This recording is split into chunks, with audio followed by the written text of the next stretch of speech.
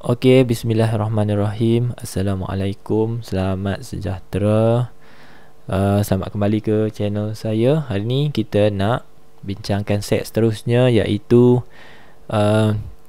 Percubaan Terengganu 2022, kertas 1 ya. Baik, soalan 1 antara berikut yang manakah benar? Okey, yang manakah yang betul? Okey, kita nak matchkan derived quantity dan in terms of the base quantity. So what makes the derived quantity lah So nombor 1, jawapan paling tepat adalah momentum. Okay, kalau kita tengok momentum formula momentum adalah P sama dengan mv. Alamak, kurang tebal lah. Aku tak nampak tulisan tu, saya tebalkan sikit.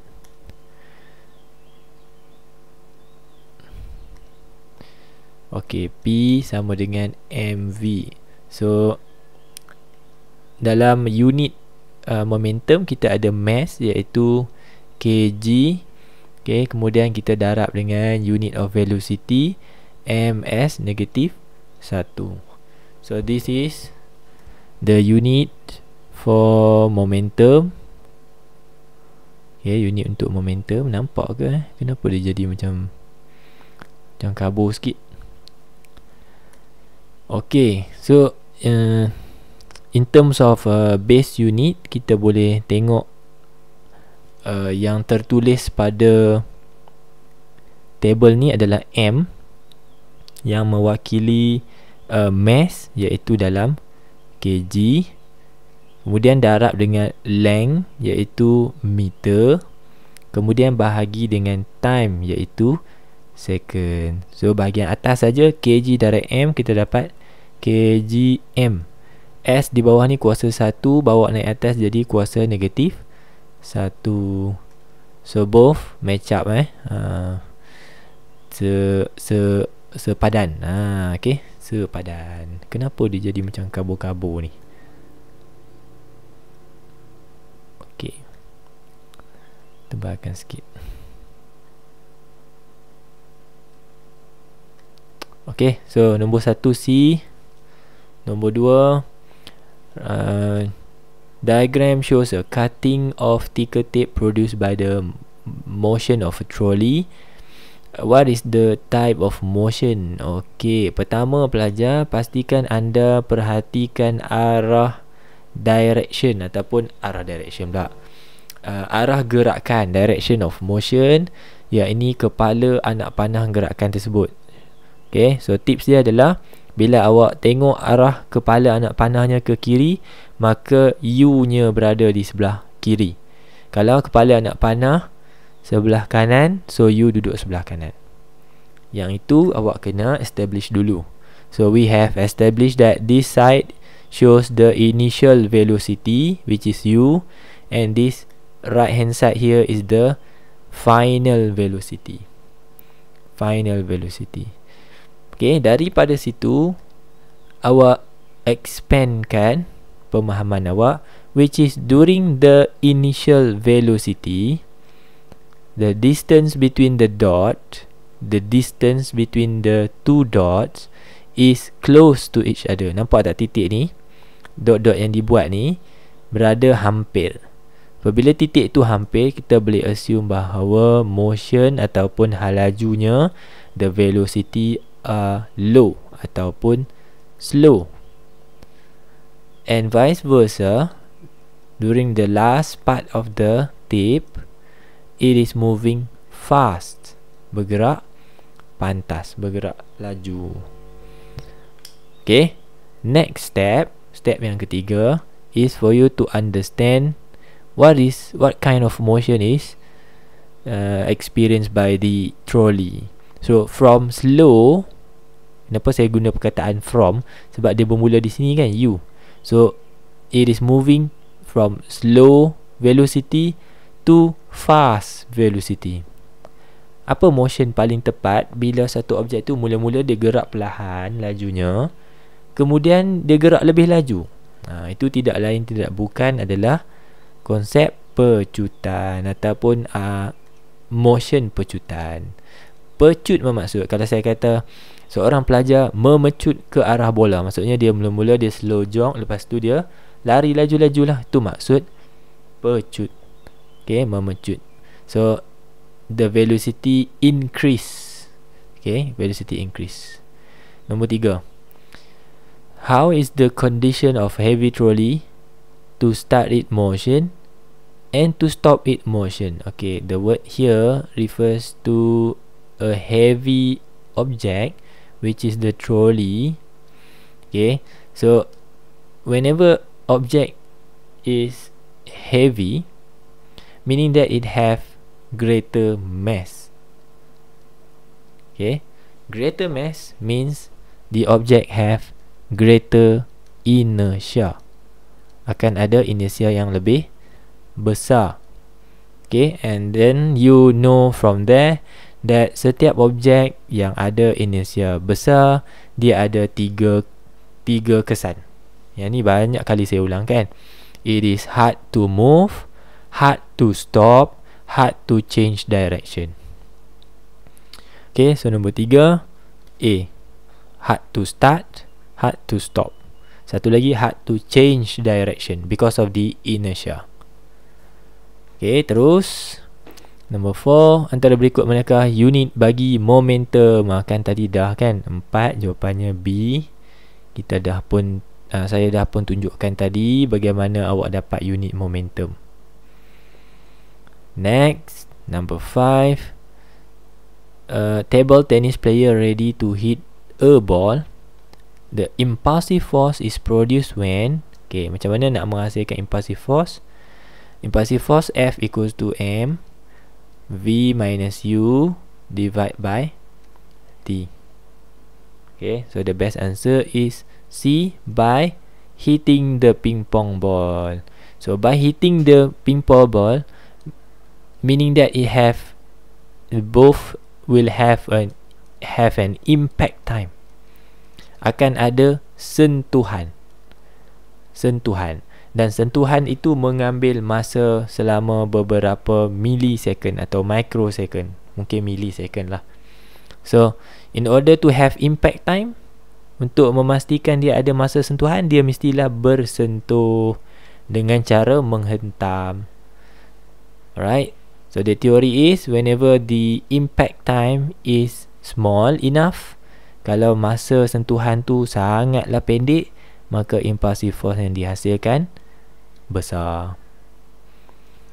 Okay, number 6. Berat Irfan di bumi adalah 800 Newton. Apakah terjadi kepada beratnya apabila berada di permukaan bulan? Okay, ni berat. Isunya adalah apa berlaku kepada beratnya apabila berada di bulan. The theory is the G value on the moon is much less than the G value on Earth. So apparently G value on Earth is about 9.81 ms negative 2.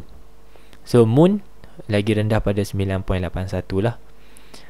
So menurut formula weight, which is equals to m times G, whenever G is small, the weight also will be small. Right, the answer number 6 is B. Ada setengah soalan kan pelajar tanya pasal what happened to the mass. What happened to the mass at the moon? Jawapannya unchanged. Unchanged. Mass will be unchanged regardless of the place of the object. Kalau awak duduk di bumi, jisim awak 70, awak pergi bulan, jisim awak 70. Pergi Marikh, jisim awak 70. Pergi Venus, jisim awak 70. Jisim unchanged. Yang berubah adalah berat. Ingat yang tu. Okay, number 7. Okay, pecutan graviti. The gravitational acceleration at the Earth's surface is G. The gravitational acceleration at a height same as the radius of the Earth is, okay. So untuk cari gravitational acceleration, formulanya adalah G sama dengan G besar GM besar bahagi R square. Ini formula asal dia. Okay, so this is when the object is on the surface of the earth. Alright, so soalan kata cari nilai G apabila suatu objek tu berada pada ketinggian yang sama radiusnya. Jadi kita double up lah the radius.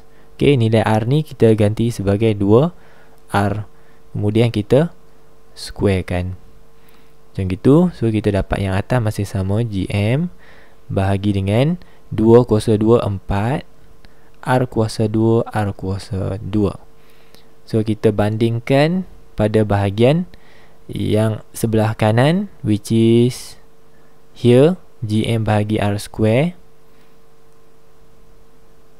dengan GM bahagi 4R square. So kesannya apa? Apabila satu objek tu berada lebih jauh daripada pusat graviti satu planet, maka nilai G nya semakin berkurang. Okay, so tak mungkinlah jawapan dia A, tak mungkinlah jawapan dia B. Okay, cuma kita nak tahu sekurang manakah, adakah jadi separuh atau jadi 1/4.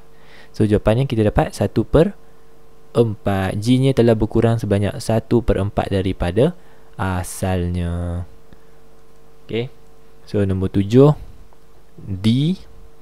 Nombor 8, satelit P adalah 5 kali lebih jauh daripada planet berbanding satelit Q. Maksudnya ada satu planet. Saya buat sini planet. Kemudian ada 2 satelit yang mengorbit planet yang sama. Saya buat ni orbit dia bentuk ellipse kan. So ini planet. So we have here P, which is 5 times further. So this is P, this is Q. Okay, boleh macam tu lah gambaran dia. Apabila satelit P mengambil masa 20 minggu untuk mengorbit planet tersebut, berapa lamakah masa untuk satelit Q mengorbit planet itu? So it is given here 5 kali lebih jauh. Nampak ke Saya takut dia tak termasuk dalam skrin. Tak termasuk. Saya turun sikit. Right, 5 kali lebih jauh means that the T for P, orbital period P, is 5 times the T orbital period of Q. 5 kali ganda. Okay, ataupun kita boleh anggap bahawa satelit P ni kita boleh assume terus supaya mudah kerja penggantian kita tadi. Sebab satelit P 5 kali lebih jauh, so kita letak 5. Okay, dan TQ kita letak 1. So 5 kali ganda lah tu. Selesai Kemudian 20 minggu mengambil masa. Oh, sorry. Masa pula dah. Yang ni orbital radius, maafkan saya. Yang ni orbital radius sebab jauh jarak dia, maka kita ambil maklumat tu sebagai orbital radius. Tersilap kat situ. Sini baru betul. So satelit P mengambil masa 20 minggu. So orbital period untuk P adalah 20 minggu. Soalan tanya berapa lamakah untuk satelit Q mengorbit. So nak cari TQ, kita nak cari TQ berapa. Right, menurut formula iaitu kepunyaan Kepler, dalam Kepler's third law, T square equals to R cube, sama dengan T square over dengan R cube. Sebelah kiri kita assume kepunyaan P, sebelah kanan kita assume kepunyaan Q. Okay, kita gantilah nilai. Okay, TP kita ada 20 kan, 20 minggu, so 20 kuasa 2. RP ada tak? RP 5 kuasa 3, sama dengan TQ yang kita nak cari, TQ square. Okay, dan RQ ada 1 kuasa 3. So from there on, awak akan selesaikan di sebelah kanan dulu. Cuba tengok sebelah kanan ni kita dapat berapa. Here, berapa kita dapat? 20 kuasa 2 bahagi 5 kuasa 3. 5 kuasa mana? Kuasa 3. Okey, 3.2. So saya dapat di sini my TQ square is 3.2.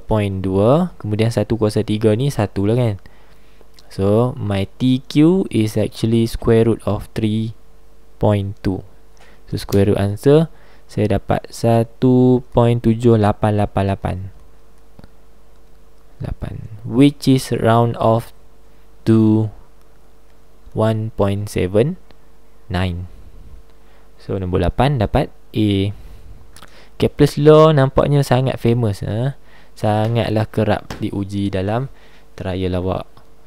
Okay, kita tak boleh nak katalah confirm keluar, tapi why not awak excel kan, awak cemerlangkan pemahaman awak terhadap Kepler's law, tak rugi. Alright, 9. What is the linear orbital speed of the moon revolve the earth? Okay, daripada sini awak kena tahu formula linear speed dulu. Okay, so formula yang terlibat adalah V sama dengan GM over R square root. Okay, hati-hati bila pilih formula. So the linear speed is equals to value G. Setengah buku dia pakai 6.67, tapi kat sini dia dah bagi awak pakai je formula constant value yang diberi dalam soalan. Pakai je 6.7 darab 10 kuasa negatif 11. Okay, G. Kemudian M. Okay, mass di sini pelajar jangan keliru. Mass adalah the mass of objek yang sedang diorbit, bukan mass bulan. Okay, bukan mass bulan tapi mass bumi. Okay, walaupun bulan tu sebenarnya bulan yang revolve bumi kan. So mass di sini adalah milik bumi, bukan milik bulan. So 6 darab 10 kuasa 24 is the mass of the earth. R is the jarak, distance from the moon to the earth. 6.5 darab 10 kuasa 6. Kemudian awak square rootkan jawapannya. Okay, then your answer should be, saya bagi dulu nilai V yang belum di square root. Belum di square root, sepatutnya awak dapat 61,846,153.85 square root. Okay, kemudian awak square root, then you be having the answer 7864.23 ms negative 1. Okay, the answer is B. Ingat kat sini pelajar jangan confuse. Kadang soalan bagi dua jisim. Jisim orbit yang jisim objek yang mengorbit dengan jisim objek yang diorbit. Dia mesti diorbit. Dia orbit siapa? Itulah jisimnya. Jangan tertukar. Baik, kita teruskan. Nombor 10. Raja menunjukkan dua cecair Mn yang sama jisim dipanaskan oleh dapur yang sama. Raja B menunjukkan cecair sepa dipanaskan selama 5 minit. Kita tengok dulu apa perbezaan dia. So, yang ni dapur. Okey, sebelum bacaan termometer. Okey, selepas bacaan termometer. Satu tinggi, satu rendah. Ni selepas pemanasan berlaku. Okay, so ada perubahan suhu, dan perubahan suhu juga untuk kedua-dua M dan N berbeza. Satu tinggi, satu rendah. Okay, satu tinggi, satu rendah.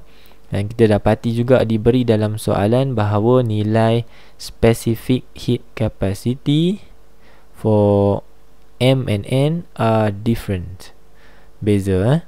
Cecair M 4800, cecair N 4000 sahaja. So C value dia berbeza ni. C value dia berbeza. Satu besar, satu lebih kecil. Okay, and that shows the relation to the rise of temperature. Nampak? C kecil, temperature dia naik cepat berbanding dengan C yang besar, dia lambat. Peningkatan suhu dia sedikit lambat. Alright. So pernyataan manakah betul bagi soalan nombor 10? So jawapannya Dadu, D. The lower the specific heat capacity, the higher the change of temperature. Kalau ikut formula pun kita boleh relatekan dia. Cuba kita letak C di depan, sebab kita nak tahu apa hubungan C dengan delta theta kan. Kita letak C di depan, so kita dapat Q bahagi dengan M delta theta. Kemudian cuba kita highlight dua subjek yang sedang kita cari relationnya. So satu dekat atas, satu dekat bawah. Jika nilai C berkurang ataupun rendah, maka perubahan suhu jadi cepat, tinggi. Okay, nombor 11. Diagram shows the heating curve of a liquid. Which statement explain what happened in section BC? Ni pun banyak keluar. Section BC ni ada perubahan suhu ke? Tidak ada. There is no delta theta which is equals to 0. Tidak ada perubahan suhu.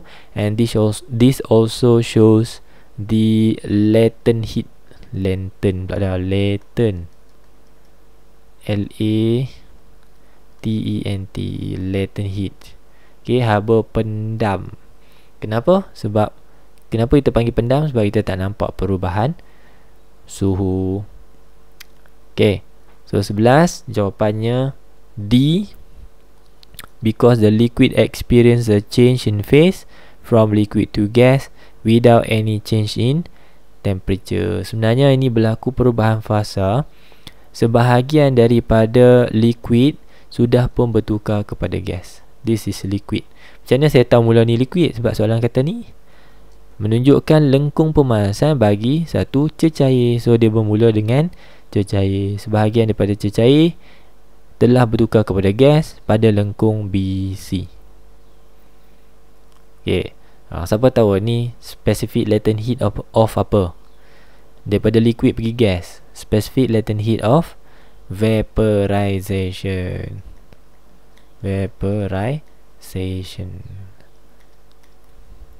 Okay, daripada liquid pergi gas. Selesai nombor 11. Nombor 12. Graf manakah menunjukkan hubungan betul antara P dengan T? Okay, P dengan T kita buat relation dulu. Apabila suhu meningkat, tekanan makin meningkat. Betul. So A salah, D tak pernah wujud. Untuk gas law, kita tak akan dapat graf yang melengkung.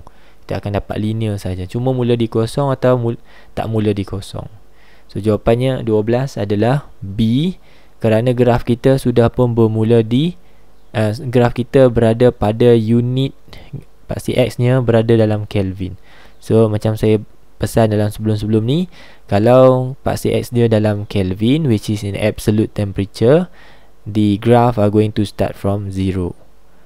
The graph C ni punca dia salah kerana unit Kelvin ni sepatutnya degree Celsius. Kalau degree Celsius, then this is the answer. Sebab graf ini apabila kita extrapolate, graf ni akan memintas pada satu nombor di paksi X, iaitu pada nilai negatif 273. Ini graf asal.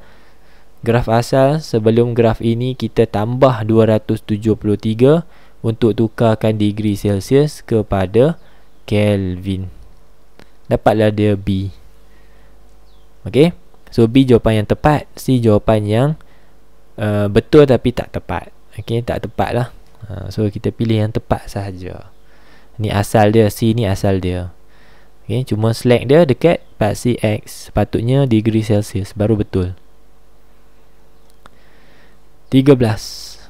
Diagram shows a display of an automotive oscilloscope used for car electronic system diagnosis. Okay, for whatever reason.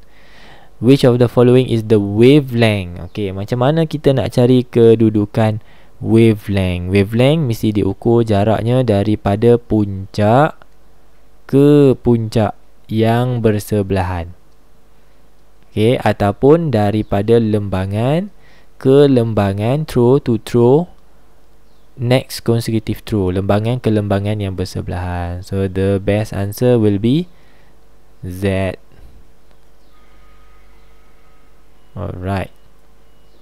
14. Allah, nampak ke?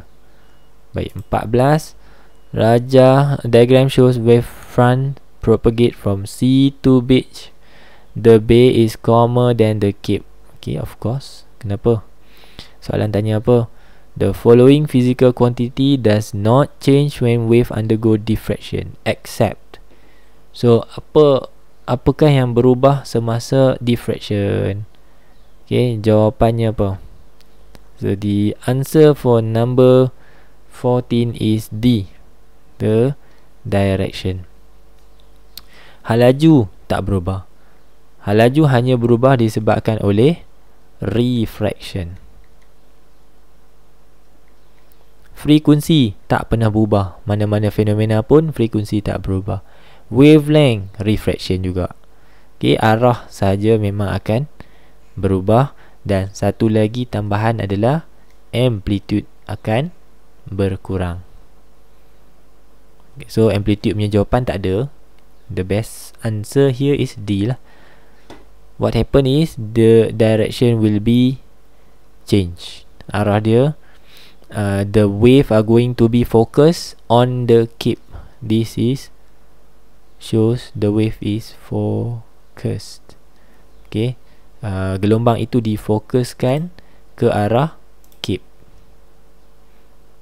Satu fokus, lagi satu kawasan sini di bay, dia akan dicapahkan, diverge, dicapahkan di sebelah bay. Seterusnya 15 pun soalan yang famous.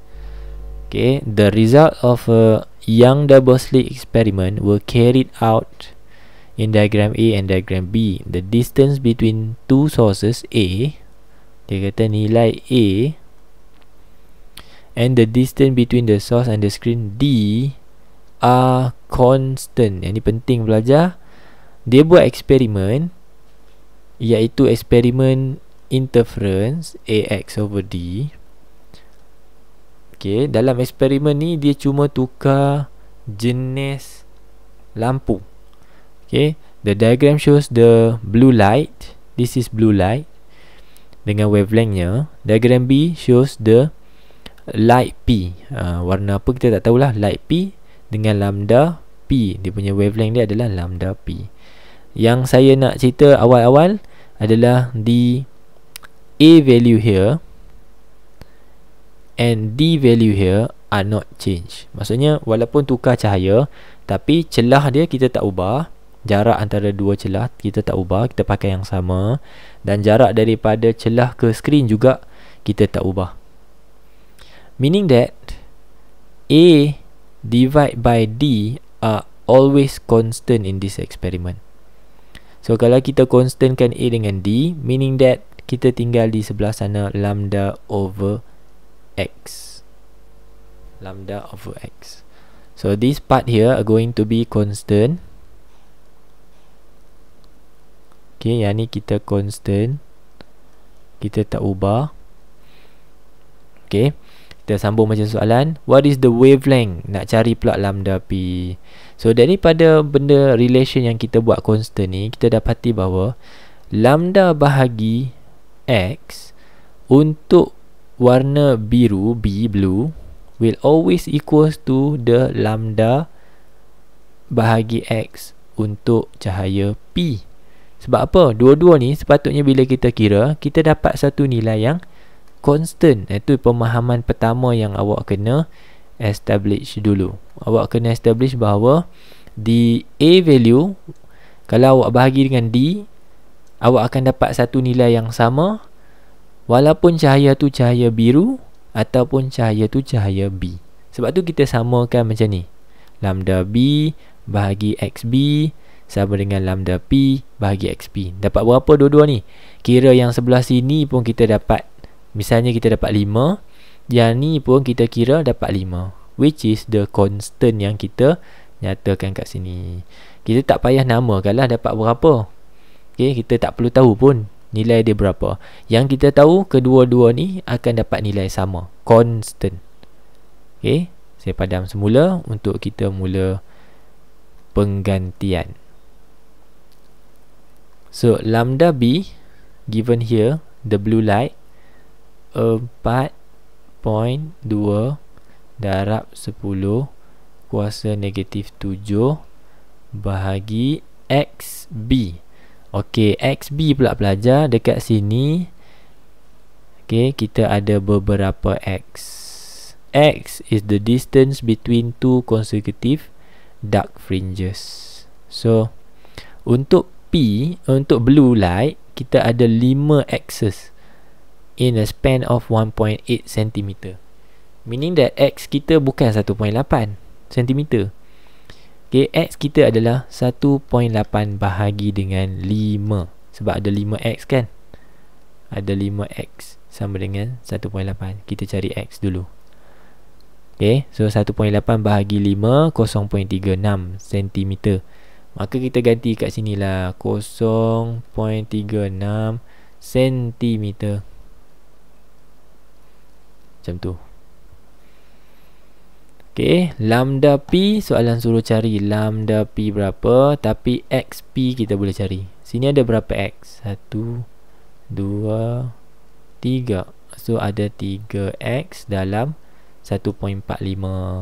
Makanya 1.45 bahagi 3. So kita dapat X dia adalah 0.483 darab 10 kuasa negatif 2. Kenapa darab 10 kuasa negatif 2? Sebab sentimeter tukar kepada meter. Okay, so the answer for number 15 is B. Okay, awak carilah lambda P dia ni, tekan, awak akan dapat 5.64 darab 10 kuasa negatif 7. Okay, so that is how kita buat soalan nombor, kita selesaikan soalan nombor 15 ni. Next, 16. Diagram shows an image produced from application of electromagnetic wave in radiotherapy for brain cancer. Apakah ciri-ciri? Okey. Untuk kita guna dalam brain cancer, of course kita akan involve bahagian manusia yang dipanggil sebagai tengkorak lah kan, skull. So the wave needs to have a penetrating power. Dia mesti ada kuasa penembusan yang baik, penetrating power. So whenever you must choose a wave that can penetrate better, the wavelength must be shorter and the frequency must be high. Itu dia punya pada panggil ciri-cirinya. So wavelength must be shorter and the frequency must be high. So 16 is A. 17, the diagram shows a glass filled with olive oil with a height of 9 cm which has a refractive index of 1.47. This is N. Okay, dan 9 cm ni will be the real depth, kedalaman sebenar lah. Okay, so pemerhati ni dia akan nampak kedalaman ketara saja. The base of the glass di bawah ni will be lift up. Okay, dia akan nampak dasar cawan tu lebih tinggi. Ini adalah kerana pembiasan cahaya. Ini dipanggil apparent depth, from here to here, kedalaman ketara, which is the small letter D. Menurut formula, apparent depth, refractive index is D besar bahagi D kecil. Ada setengah buku guna H besar bahagi H kecil, boleh juga. So daripada dua maklumat ni kita gantikan dalam formula.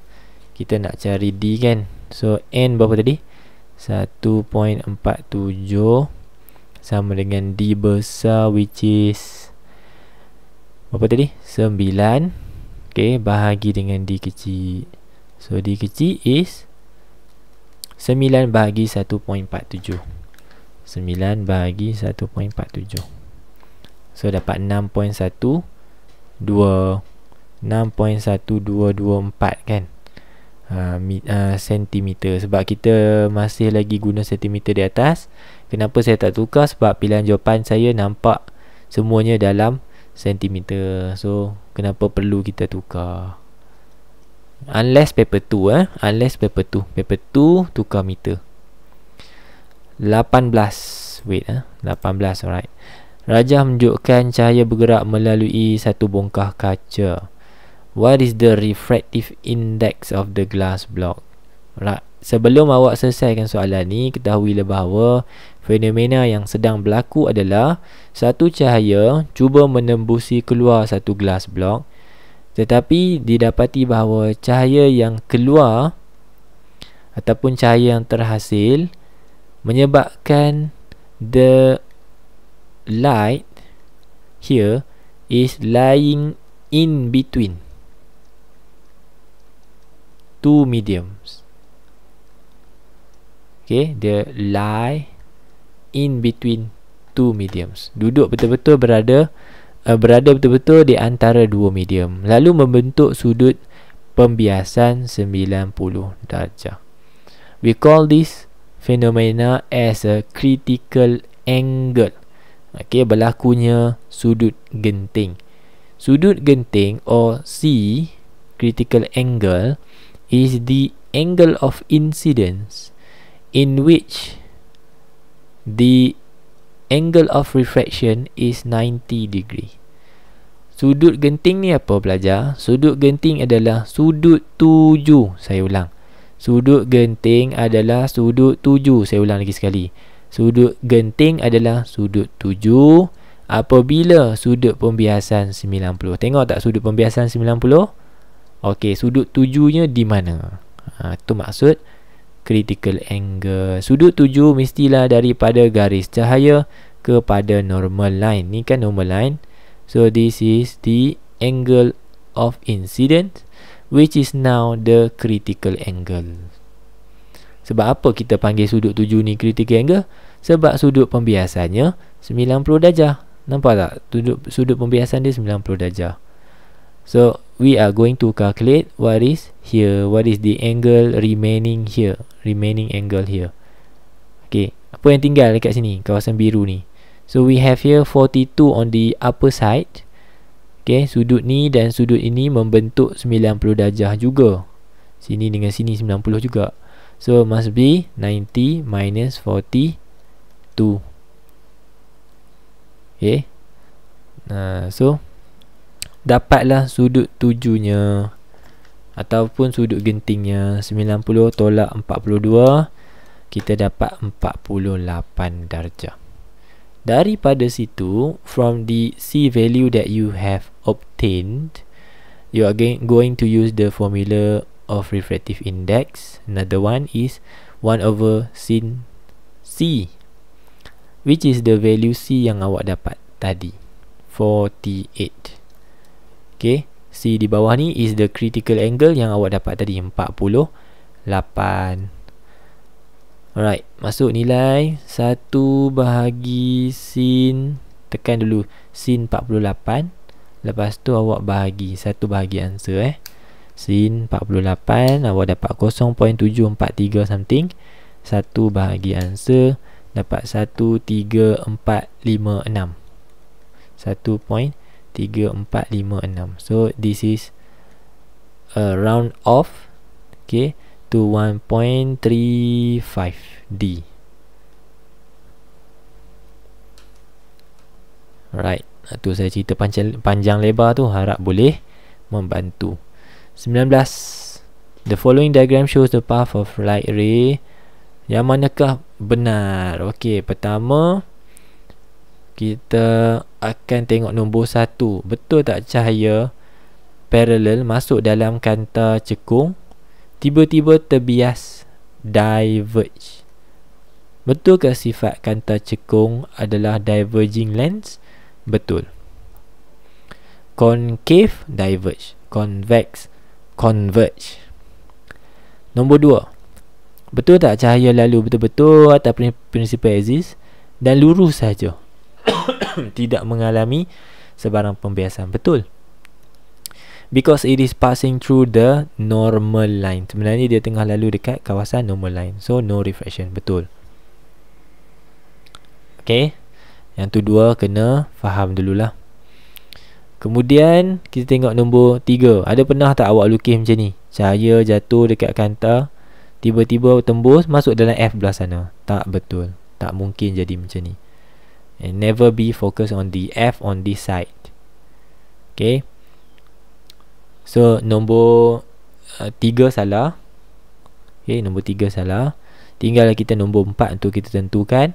So cahaya masuk, berlakunya pembiasan, cahaya dibengkokkan. Okay, dengan ya. This is the inverse of the second ray. So nombor 4 betul. Cahaya akan jadi parallel balik. Kalau dia masuk pada satu sudut, dia jadi parallel. Kalau dia datang parallel, dia akan dibengkokkan. Nombor 1. Okay, dia lawan kepada nombor 1 lah. So 1, 2, 4. The answer is D. Jawapannya dadu. 20. Soalan terakhir untuk set untuk part pertama. Raja di bawah menunjukkan pembentukan image oleh kanta bersaiz kecil. Okay, small size lens in a closed circuit camera CCTV. Okay, so ni lukisan-lukisan dia ni. Alright. Which statement is correct? Mana satukah betul? Boleh baca dulu. Okay, jawapannya adalah A. The focal length of a CCTV cannot be 0. Of course, focal length dia mana boleh kosong. Okay, focal length must be some value lah. Mesti ada some value. So the rest salah lah. The rest is all wrong. Soalan ni memerlukan pemahaman dan juga hafal. Perlu menghafal lah. Daripada rajah yang diberikan, selalunya teleskop dengan mikroskop lah yang selalu keluar. Tapi kita tak boleh nak baca macam tu. Yang selalu keluar memang keluar SPM. Tak boleh macam tu kan. Kadang-kadang tu out of nowhere, out of the blue, tiba-tiba keluar soalan tu. Alright, so 20 is A. Kita jumpa lagi dalam part seterusnya daripada soalan 21 hingga soalan 40. With that, thank you. Jumpa lagi. Bye. Assalamualaikum.